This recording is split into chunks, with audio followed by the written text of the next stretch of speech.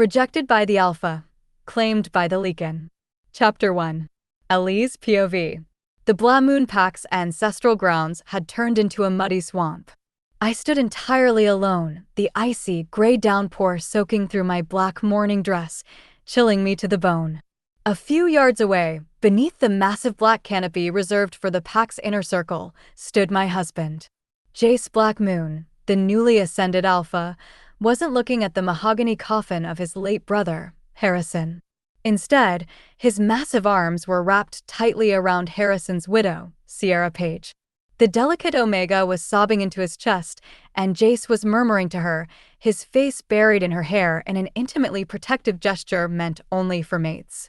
Because I was pretending to be wolfless, I kept my inner wolf buried deep. I refused to tap into the pack's mind link. But I didn't need to hear their voices to know what they were saying. The synchronized sneers and mocking side-eyes from the warriors holding black umbrellas told me everything. They were laughing at their Luna useless, wolfless ghost who couldn't even hold her Alpha's gaze at a funeral. When the ceremony finally ended, Jace didn't walk over to me. He simply caught my eye through the rain and jerked his chin toward the armored SUV, a dismissive gesture one might use to summon a stray hound. The ride back to the pack house was suffocating.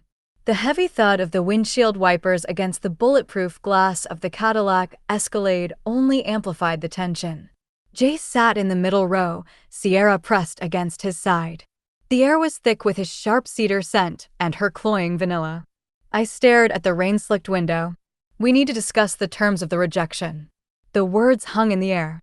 Jace froze, his hand still resting on Sierra's shoulder. Then a harsh, booming laugh erupted from his chest. "Are you out of your mind, Elyse?" Jace sneered, his dark eyes flashing with arrogant disbelief. "A wolfless runt like you? You wouldn't last a single day outside my territory. The rogues would tear you to shreds before nightfall." I didn't argue. I just looked at him, my expression entirely blank. Let him believe I was nothing but a helpless parasite clinging to the Black Moon wealth. He had no idea who I really was. He didn't know about Dr. Elyse West, or that my Moonlight Goddess Healing biomedical project was on the verge of a breakthrough that would upend the entire werewolf hierarchy. I didn't need him. I never did.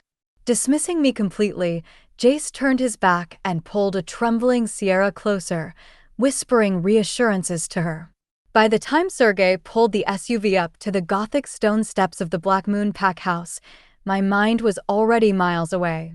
The heavy oak doors swung open, and Sierra's young son, Leo, rushed out onto the porch. "Dad," the boy cried out. Jace didn't correct him. He didn't even flinch. He simply scooped the boy up into his arms, a proud smile on his face. Martha, the pack's head Omega, stood in the foyer with a line of servants, her eyes darting nervously between me and the boy in my husband's arms. "Martha," Jace ordered, his voice echoing off the marble floors. "Prepare the East Wing master guest suite for Sierra and Leo." A collective gasp rippled through the servants. The East Wing was adjacent to the Alpha's quarters. It was the traditional territory of the Luna. "But Alpha," Martha stammered, bowing her head. "That area is dash." "Do it," Jace growled. The air in the room suddenly grew heavy, vibrating with the crushing weight of the Alpha's command.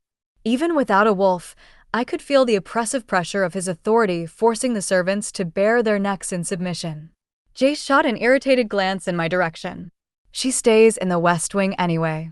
It won't bother her." He had just stripped away the last shred of my dignity in front of the entire household. I looked at the man I had been tied to for 3 miserable years.